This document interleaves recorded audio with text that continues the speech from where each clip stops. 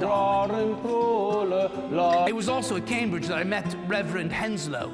Reverend Henslow was I was the first man to paint a portrait of every bird in North America. Good afternoon. I'm glad you've come to hear me, Billy Herndon. Well, Billy. To purchase your beaver pelts, and maybe you. My life flows on in endless song above us land and sea. Alouette, jonte, alouette, alouette, jonte prumare. Jonte prumare la bec, jonte prumare la bec, et la bec, et la bec. Alouette, alouette, alouette, jonte, alouette, alouette, jonte prumare. We are here today to trade with you, to purchase your beaver pelts, and maybe you would like to buy a tomahawk or mauza wakange, the iron with understanding, the rifle, yes. We are here to give you beads and bubbles for your furs. For even King Louis himself wears a beaver felt chapeau. And the beaver felt chapeau, the beaver felt hat, is all the rage in Europe. And you would like to take your beaver pelts. Now you know, one beaver fur has more hair on 1 square inch than you have on your entire body. Now, we would cut away these tall hairs, the guard hairs, and it's the soft hair underneath that would be pressed into felt. And because the felt is made with mercury and lead and other heavy metals, the hatter always goes mad. No, you've heard of the Mad Hatter. On this very day, we are paddling our canoe up from New Orleans. Allez, allez, les voyageurs, dansez, dansez entre la ciel et l'enfer. Allez, allez, les voyageurs, dansez, les voyageurs, dansez la vie. Mon ami and I are paddling up this river. I am a priest, as you can plainly see. My purpose here is to share Creator's glory with people who have never seen, nations that have never known this vision of a new eternity. Singing, allez, allez, les voyageurs, dansez, dansez entre la ciel et l'enfer. Allez, allez, les voyageurs, dansez, les voyageurs, dansez la vie. On a good day, we might travel upstream 20 or 30 miles, downstream 50 to 100 miles with the river at our back. We would always get up before dawn to avoid the heat of the day. Have you had the great good fortune to be on the river before sunrise? Now imagine, all is dark, and one by one, the stars slowly wink out.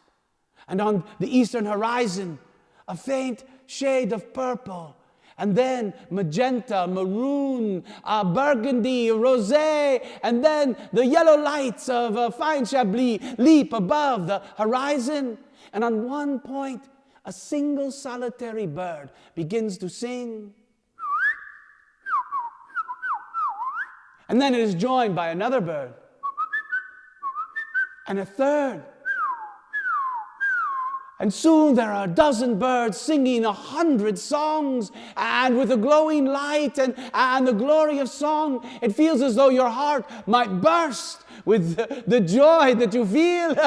No, your heart would not burst from joy. Your heart would burst from paddling 50 to 60 strokes per minute for 10 to 18 hours a day.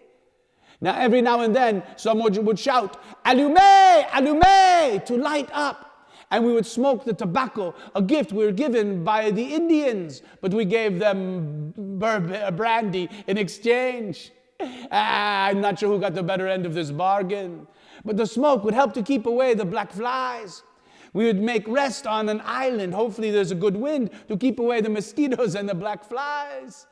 Now, in a week, we could paddle maybe 200 or 300 miles. In a season, 2,000 or 3,000 miles. In a lifetime, mon Dieu, more miles than one could count. Up from New Orleans, rolling Mississippi, Test the Northbound paddler to the bone. Great father of the waters, they all call it.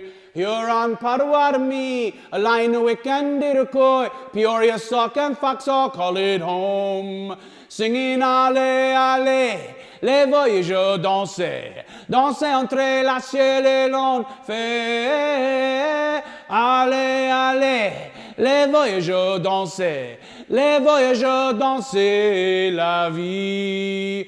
We left our native lands behind us. Our reasons were as varied as the wind. I away from poverty and prison. Now I am here to save these souls from sin. Oh, the beauty of this wild place astounds me, but its dangers are impossible to tell. If I die before I reach my native homeland, my sweet Lord will save my soul, commend me to his Father's home, keep my wandering soul away from hell. Singing allez, allez, les voyageurs dansaient, dansaient entre la ciel et l'enfer. Allez, allez, les voyageurs dansaient, les voyageurs dansaient la vie. We sing as we paddle to help us keep time. As you can see, I am a priest. My name is Pere Zenoble Membre, or Father Membre to you. I was born in Leon in 1654. And as is the right of every good Catholic family, one son or daughter is given to the church. As a young boy, I was faced with a difficult choice. Listen close, what would you decide? I could follow in my father's footsteps, toil in the soil, eke a living from the land, and maybe I would grow enough food to feed the landlord, the baron. As a peasant serf, the land was not ours, and the food we grew did not belong to us. Now there would be years of plenty and years of great hunger. What would you decide? To be a farmer, or to give your life to the Lord? Where I could go to the university. I could learn to read, unheard of for a peasant farmer. For books, every book was handwritten, and impossible for a peasant farmer to afford one book, let alone to have the libraries of Europe at my disposal. I would always have a roof over my head and a black robe to keep me warm on a cold winter night. I would have fresh produce from the monastery gardens, fine wine from the vineyards. For me, it was an easy choice. What would you decide? To be a peasant farmer or give your life to the Lord? For me, I heard a calling in my heart of hearts, and I followed my avocation. It was at the University of Leon that I met René Robert Cavalier Sour de LaSalle, and also met Pere Marquette. Now, Pere Marquette, when he left for New France, I begged to go with him, but he said no. I was still a novitiate and had not yet taken my vows. But when the journals of Marquette came from New France back to Paris, I was working for the Jesuit Relations, and I helped to transcribe his journals. And when I read of his travels in the Illinois country, I knew I had to go. At this time, René Robert Cavalier Sour de LaSalle was gathering the men he needed for an exploratory expedition. And as is the custom, they would always take a priest so I could offer Mass and communion as they traveled in the wilderness. Of course, I agreed to go. And we sailed from Leon across the Atlantic to Montreal and Quebec. We headed into the Great Lakes, Lac Michigamme, and I was there when LaSalle made his first exploration down the Mississippi River. And I was there when he plants a cross 20 feet high, and he claims the entire drainage of the Mississippi for the King of France. Could you imagine the audacity of this man? It is mine because I say so, irregardless of the Indians who had lived there for a millennia. He then names the land Louisiana for the patron saint of King Louis. And the town that he hopes to build, he names it New Orleans for the Duke of Orleans was a principal supporter of his expedition. Now, we told him to build a city in a floodplain of a great river where there are alligators and a swamp. This makes no sense. But he was a man of grand vision and grand dreams. So he sends us back up the Mississippi River. And then he goes back to France to get more ships, even though he was in great debt. Maybe, I forgot to tell you, he built the first ship to sail the Great Lakes. It was called the Griffin, for the Griffin was his family seal. It had the head of a lion. It had a long tail and wings. And this Griffin flag flew above the ship. Now, when the Iroquois Indians saw us building this great canoe, they tried to burn it, and we had to set guard every night. He sailed across the Great Lakes, and he filled the ship with furs. I also forgot to tell you, he had a letter of marque from King Louis. Do you know what a letter of marque is? It is the king's royal seal. When the king seals his letter, it is like a monopoly. It meant that every fur-bearing mammal on every creek and every tributary belonged to LaSalle. Could you imagine? Your pelt belongs to LaSalle, and her pelt belongs to LaSalle, and his pelt belongs to LaSalle. Because the king built his fortunes with the beaver trade. For everyone wanted a beaver felt chapeau. King Louis wore one. And he would sell those furs and those hats as how the French Empire raised a fortune. But let me ask, when he filled the ship with furs from the Great Lakes, do the Great Lakes drain into the Mississippi? So he is violating the deal that he made with the king. And that ship, as it sailed back towards France, it disappeared. We do not know what became of it. Some say Luke the Dane, he scuttled the ship because he had not been paid in 2 years. Others say Tourbillon, a whirlpool, swallowed the ship. Of this we are not sure, but it was seen no more. Wherever LaSalle went, he amassed debt and he made enemies. So he goes back to France to get the funding. He actually got money for 4 more ships. One of them sank in a hurricane. One of them was captured by the Spanish, our enemy, and what became of these men, we do not know. With that, a third of them, the third ship, it mutinied and headed back to France.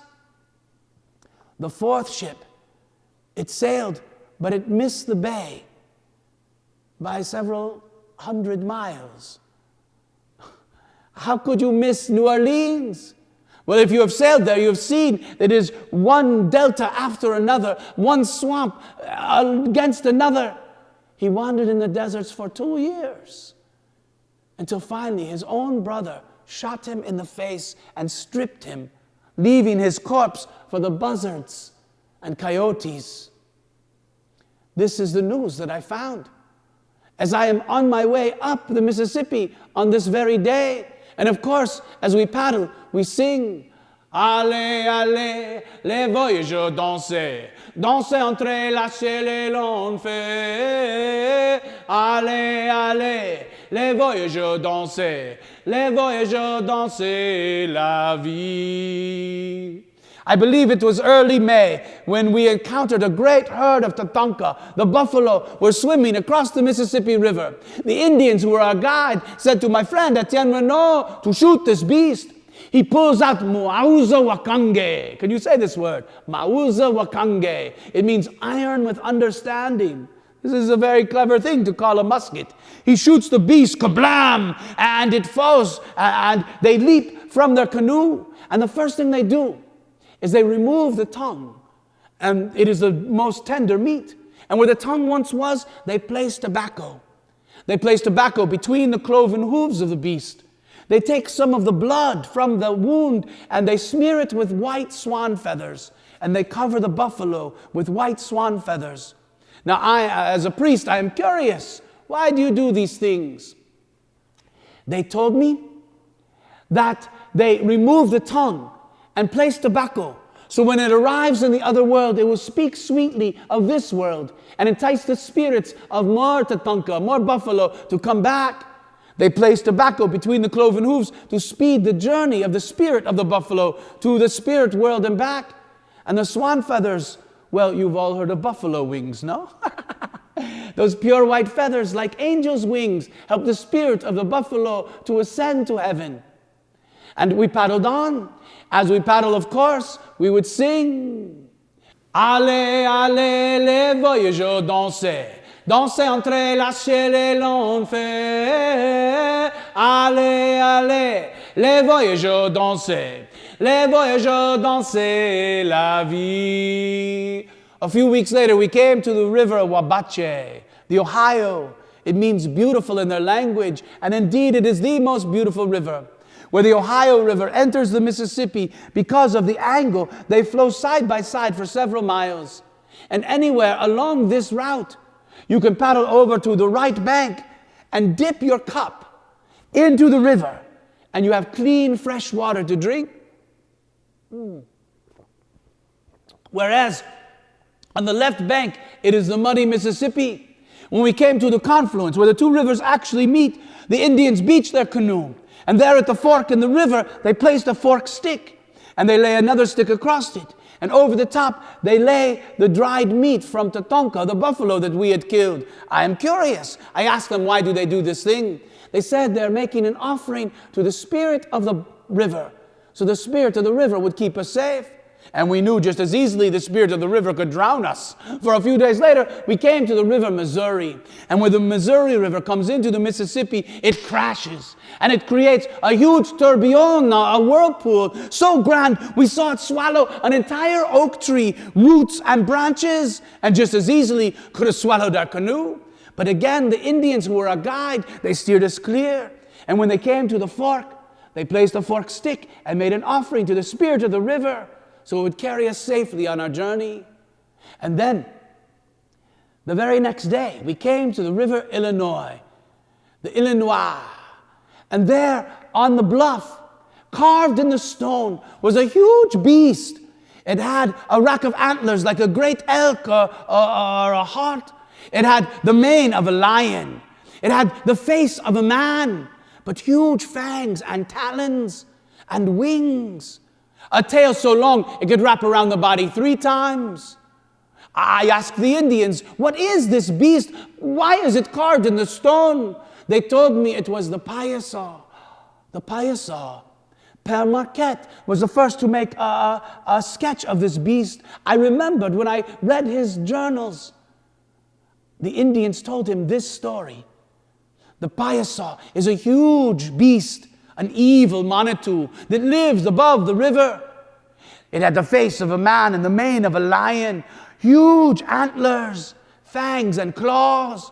It was so big it could swoop down and snatch up a full-grown bull buffalo.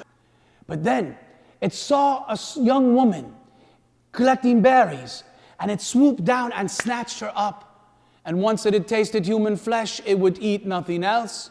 Soon, young women plucking berries were themselves plucked from forest and field. Young men who went hunting became the hunted. Now, many brave young men said, I will be the one to kill the payasaw, rid the world of this terrible beast. But all who tried were never seen again. But there was one young man. His name was Owatoga, and as is the custom among the people, he went into the wilderness to fast for 4 days and 4 nights. The same way that Moses went to the mountain and Jesus went to the desert to pray and fast, to be alone with his Maker, to ask those questions. Who am I and why am I here? To pay careful attention to his dreams. And one morning he awoke and he knew what he had to do. He went back to his village and he told his people of his dream. He said, if one among us will offer our life as bait, and 28 will lay in wait, when the payasaw swoops down, it will expose its soft underbelly. And if but one arrow can find its mark, we can be rid of the beast forever. And then Owatoga, he turned to the people and asked them the question that right now I ask all of you. Would you offer your life so the people could live? The bravest hunters looked at their feet and shook their head. No one stepped forward. Owatoga said, it is my dream, my vision, maybe it is only right that I offer my life. And so was decided. The next morning, As the sun began to rise, he went on to a bluff high above the river, armed with nothing but his drum and his death song. Hey, nickety, hey, wana, hey, nickety, hey, wana, I say wana, hey, wana, I say wana, hey, wana. Off to the east, they saw a small speck begin to circle around him. Hey, nickety, hey, wana, hey, nickety, hey, wana. Soon it was flying high above. I say wana, hey, wana, I say wana, hey, wana. As it folded back its wings and began to dive, some say they saw a blinding light. Others say that our Maker smiled upon him. For as its talons struck a thin air and it stuttered there, 28 arrows flew. Many of them found their mark. Ah! The creature roared and screamed as it rose up, sploosh, into the muddy river. And where the water bubbled for 4 days and 4 nights, a green slime and stench floated downstream. And there, carved in the rock, is the image of the evil Manitou, the Payasaw, not to honor the Payasaw, but to honor the bravery of this young man, Owatoga. And they say that still to this day, when we paddle past in our canoe, we offer a silent prayer. If ever our Maker asks of us what was once asked of him, we will find in our heart the courage and the wisdom to know and to do what needs to be done. Hey, nickety, hey, wana, hey, nickety, hey, wana, I say wana, hey, wana, I say wana, hey, wana, hey, nickety, hey, wana, hey, nickety, hey, wana, I say wana, hey, wana, I say wana, hey, wana. Maybe I should tell you that is actually an old Choctaw gambling song. It would be wrong for me to sing my death song. I hope to have a few years left in me, no? We turned and headed up the Illinois River. And I remember reading in the journal of Pere Marquette, he said, and I quote, "Europe has no river to compare to the beauty of the Illinois. Great herds of wild beasts graze upon the shore, the buffalo and elk. Great flocks of birds darken the skies for days. Why, one only has to fire their arrow into the river and they can harvest fish. One fish they caught that fed nearly 30 men for supper, and this is no fishtail. When we came to the village of Peoria, the people came out to greet us wearing the clothes they were born in. I was a bit embarrassed, but they said they come in peace. Look, we have no place to hide a weapon." And I'll never forget what they say. "Oh, black robe, since you have come among us, our corn has never tasted so sweet. Our corn has never grown so tall. Why, even the rocks in the river move out of the way so you can come and trade among us, oh black robe." We knew then that they wanted something. Yes, they wanted to purchase our tomahawks and mauza wakange. And so we traded with them. We camped with them for several days. That night, we had a grand feast. Petit chien. Parlez-vous français? Petit means little, chien means dog. Yes, I believe we were the first Frenchmen to eat hot dogs, no? And they did a beautiful dance. One of them with the calumet, the pipe of peace. It is the most powerful symbol, like a king's scepter. If you raise a calumet above your head when you are at war, the war will cease in that very instant. So one of them with the calumet, the other one with the tomahawk, they began to dance, to spar back and forth. And as they danced, it was as glorious as some ballet that you might see in Paris. But winter is coming, and we have many more miles to go to bring this news to DeTonti. We are on our way to Montreal or Quebec, maybe, before the snows begin to fly.